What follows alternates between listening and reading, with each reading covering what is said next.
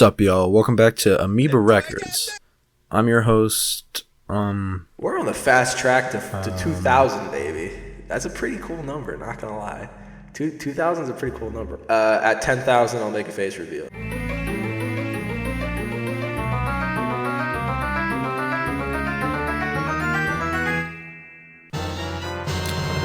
Just me. I fucking promised a face reveal at 10K and goddamn I'm fucking deliver. Now while you try to adjust with this going on, I'm gonna take a shit in the dark and say you're here for one of two reasons. You recently subbed, thank you for that by the way, and you want to see what the fuck I'm gonna say or what I'm gonna upload next, or you listen to this fucking thing and you want to know what you listen to. Well, that is a great question that I sort of have the answer to, I think. I'm not even 100% sure what I listen to, but I'm gonna do my damnedest to explain who these musicians are and what the actual fuck this is. But to answer that question, I need to ask one. What's a black midi? Black Midi is an experimental rock group hailing from London, England. The band consists of 4 members. Jordy Greep on vocals and guitar, Matt, I don't even want to fucking try that middle name, Kelvin, also on vocals and guitar, Cameron Picton on vocals, bass, and synths, and Morgan Simpson on drums. Now, I personally think that Black Midi has chosen probably one of the coolest names of all fucking time. Black Midi, they didn't just invent Black Midi, that comes from somewhere, and a lot of people don't know what a Black Midi is, so I'll do my best to give a little dissertation of what a black midi is. A black midi is a niche form of electronic music where it's known for crashing computers pretty much. You know, in a normal track, a song will have like a handful of chords, maybe a handful of notes in a single track. But what a black midi is, they combine, hundreds and thousands and millions and billions. And there have even been recorded trillion note black midis, so much that they fucking crash whole entire computers. Although black midi really doesn't take after their name with their sound, honestly, the apple really does not fall too far from the tree. Black midi formed after the members met in Brit School, a performing arts high school with alumni of some honestly pretty fucking big people like Adele, Amy Winehouse, and fucking FKA Twigs. They would slowly add more members until you have the 4-member group that we have today. They discovered a love for experimental music and improvisation, which they would hone and master their craft until they created their trademark controlled chaos mystique. Black Midi sound can be described anywhere from alt rock, noise rock, math rock, industrial rock, electronic music, screamo, and a fucking touch of jazz at 345 in an oven for 15 minutes, and you got the fucking you got fucking this shit. Black Midi is truly beyond genre description. They make music because they want to make music.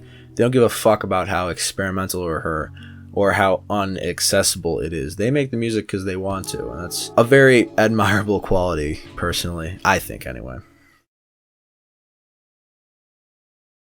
Black Midi's first official single would come in 2018 when they released the single BM BM BM, my personal favorite Black Midi track. They would release the single under Dan Carey's record label Speedy Wonderground, which is, I see what you did there, Dan. They would go on to perform live, many times as small bands usually do. From performing live, they caught the attention of KXP. Now, if you don't know what KXP is, you're fucking lying, and I don't know how you got on this YouTube channel, because you have 100% stayed up until 1 o'clock in the morning and watched a KXP live event of one of your favorite artists. I fucking don't even pretend like you don't know. But, KXP is a radio station where they specialize in indie rock and alternative rock, and they release live performances of bands recording their music with the live at KXP performance. Black Midi would have their own live at KXP, and after it's released, they booming, dude. They're popping off because of the intrigue and fucking wild. People were wondering, what the fuck am I listening to? And it only furthered the intrigue because the tracks didn't have titles. They were all untitled, except for one, which is BM BM BM, which is,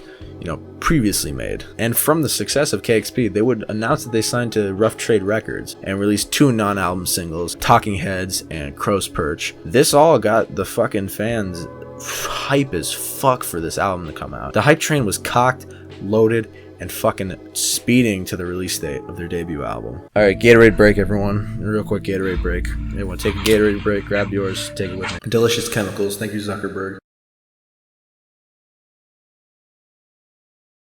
Black Midi's debut record would be released on June 21st, 2019, titled Schlagenheim.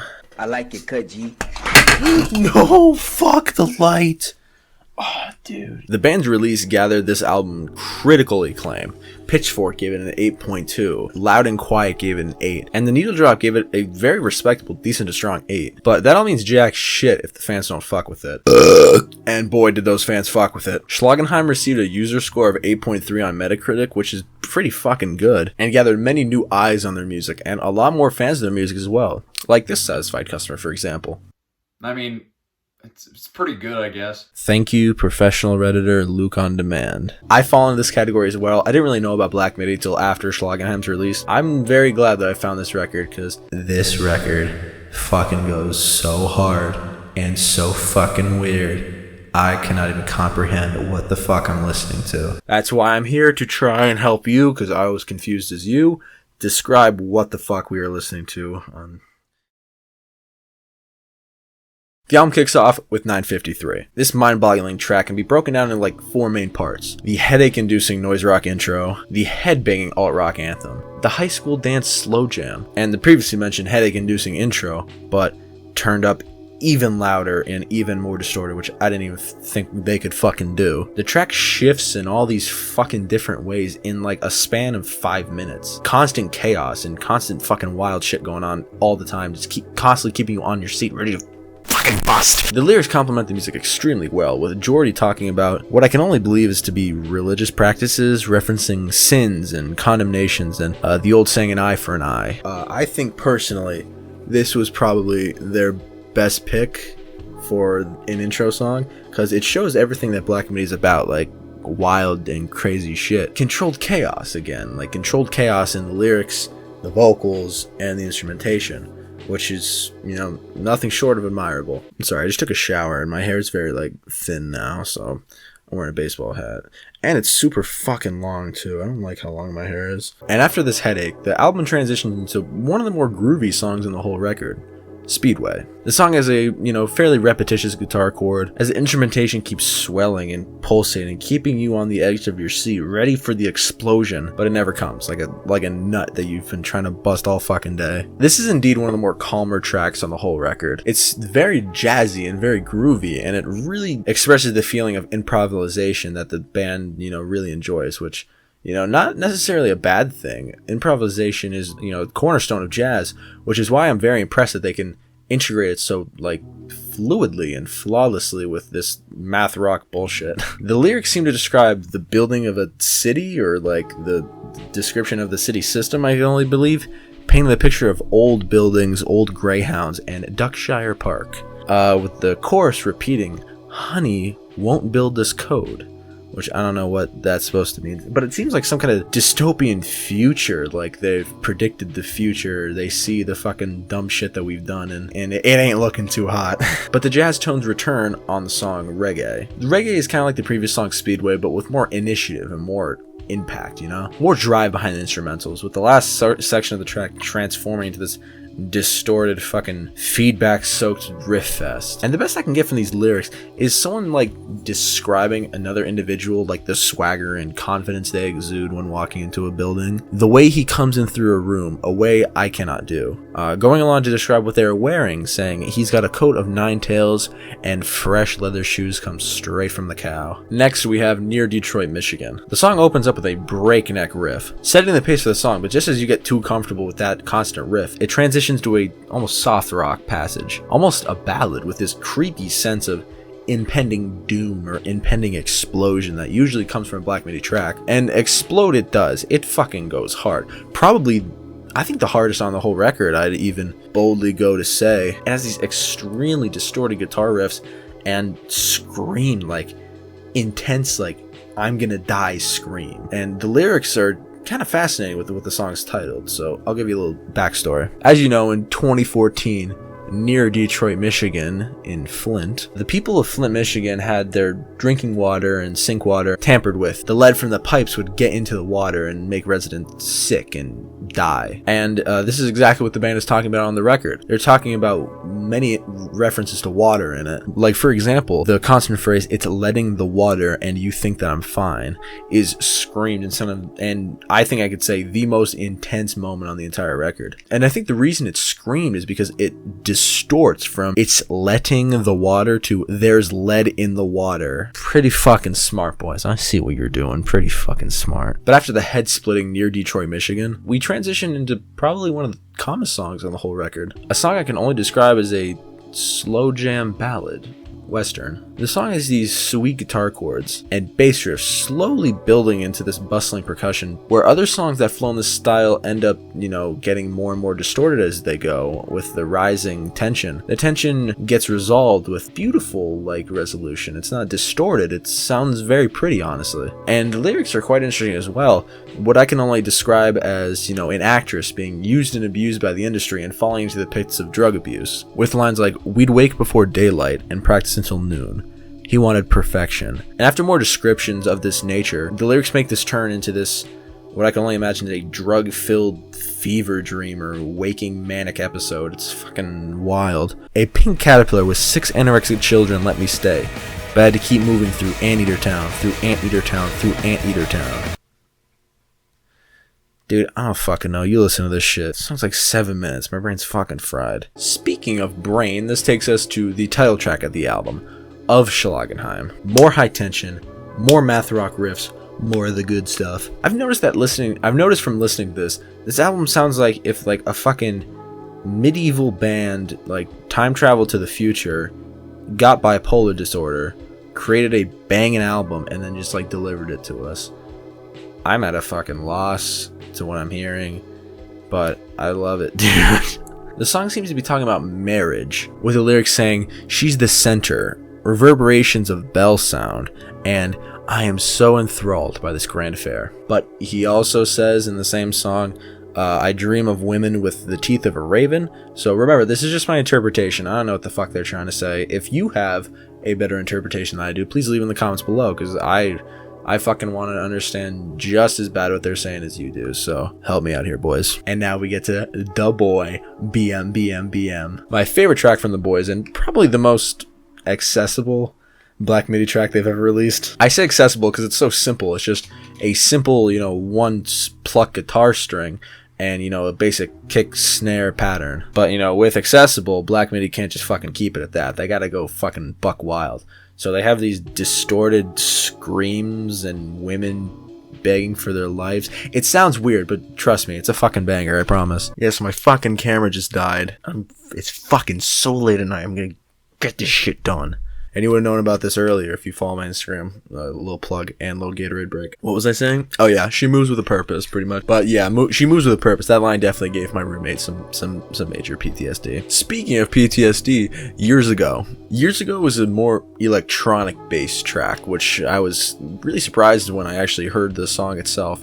It has this pulsating, sliding bass rhythm going on with it, very disorienting guitars and very psychedelic drums, until the song blows up in a Black MIDI fashion, distorted vocals and psych rock piece guitars and wild shit going on like that. Definitely more of a ballad feel in this one, and I feel like this is the track that exudes most of the math rock elements from Black MIDI sound. This one is really a fucking anomaly. It's really hard for me to put into words how to describe this one, but I really recommend listening to this one. If you're still on the fence with Black MIDI, I'd say give this track a shot. It really fuck with it. The fucking lyrics, oh buddy boy, they're even wilder than the fucking instrumental, with the lyrics talking about getting attacked, being shoved into a phone booth and killing your son and jumping into a meat grinder. We're almost done, boys. And finally, we get to the end of the album with, again, one of my favorite songs, Ductor. The riff of this song is just killer and so groovy. I just love the sound of this one. In the classic Black MIDI style, it swells and distorts and just putting in their trademark stamp on their last track of the album. And the lyrics tell the story of a character trying to break down another character, I guess, and the antagonist, weird shit that they're trying to do is not working on the protagonist, some fucking Coyote and Roadrunner shit, I guess. That's the best thing I could equate it to. It's really fucking wild. But nonetheless, the boys have created something really special with this thing here. It really goes against the beaten path. Well, again, it's probably not the most experimental album that's ever been created, but it's definitely a fucking banger, and one that I'm going to come back to and show my kids when they're older, not when they're children. I don't want to fucking scar them or anything. Show them this album, because I'm going to say, look at the shit that I was bumping. I was a cool dad. Black Midi's a band that has the whole world in their grease-stained hands. They dropped a banger of an album, and the sky's the limit for them, honestly. I'm really curious to see where they go from here, in all honesty. But they did not end there. They did release a few, like, other tracks, like, for example, I guess you could call it a cut B-side from the record called 7-Eleven. It's like this western rock jazz ballad that sounds like something pulled straight from the Back to the Future 2 soundtrack. A great track, but I can see why it was kind of left off the record. The vibe doesn't really connect too well with the rest of the songs here, I guess I could say. But a dope track nonetheless. Also, they released a remix to one of my favorite songs, BM BM BM, by one of my up-and-coming favorite rap groups, Dos Monos. I've only recently been fucking with Dos Monos pretty heavily since they released their new EP. It fucks. I highly recommend listening to it. Dos Monos does a fantastic job of combining their experimental industrial jazz rap with Black Midi's experimental industrial fucking rock.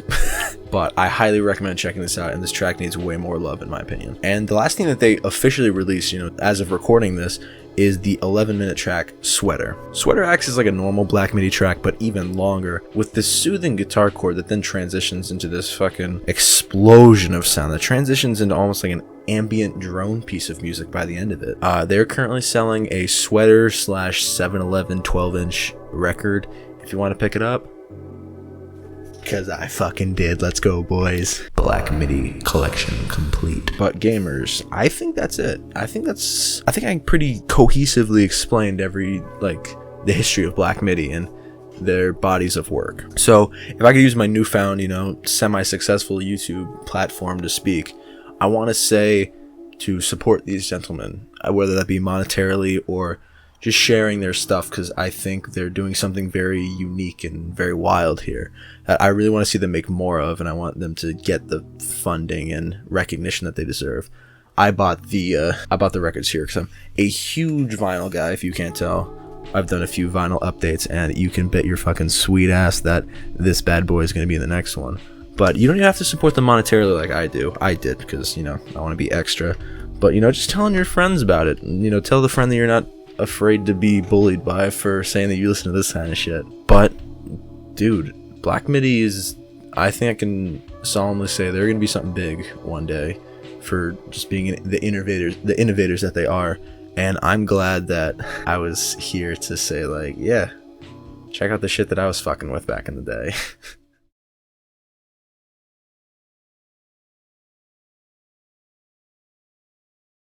Thank you. I think that's in order right now. I am very thankful for the people who are watching this and people who actually care what I have to say. Thank you specifically for watching. I appreciate you. For people who are commenting and liking and viewing, and people who just support silently, because I do want to thank those people, because I know those people exist, because I am those people. Like, I don't go out of my way to always comment or always be a fucking nuisance on people that I like YouTube comments or anything like that. So I just want to tell you right now that I see you and I appreciate you. Thank you. I also want to give a thank you to Luke on Demand for doing that fucking cute little cameo. Also, thank you to people who are like DMing me, telling me how much that the videos mean to you and like how much you enjoy the content that I put out, because I really don't feel like I'm doing anything too wild, but I really appreciate people saying that I do something cool, and I like hearing that.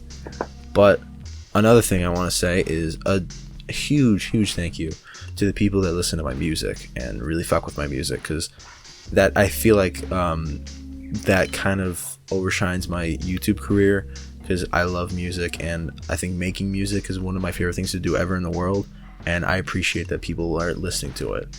Like, for example, the Bird Song, the track that I did for the Caretaker video, a lot of people are listening to it and really enjoying it. And I actually have a artist who says that they want to rap over it, and I am 100% down, because I really want to hear what that sounds like, because that's a weird fucking song to rap to. I'll give it that much. But I want to do something similar, and I want to do something similar to that. So right now, I think this video should be up. The video Black Metal, the song that I did, the background for this video that you're watching right now. So, give it a listen and tell me what you think, and maybe if it does good, I'll make a little EP with all the songs that I've made for the channel. And also, if you do want to continue to support, I really do release music on major streaming services. Under the name Jake Joseph, I released a song recently called Perfume. It's a very cute little electronic ambient piece, like very synth heavy, very like cute jazz drums. So if you want to give that a listen, it'll be in the description below. So yeah, thank you. I don't want to keep rambling because I realize I do that a lot. But so as long as everyone keeps their midis black and their lattes hot, then I guess you're good to go. So thank you for watching. And thank you for getting me a 10K. I promise I do a 10K face reveal, and here it fucking is. If it goes good, this might be a new format. We will see. But thank you. And yeah, have a pleasant day.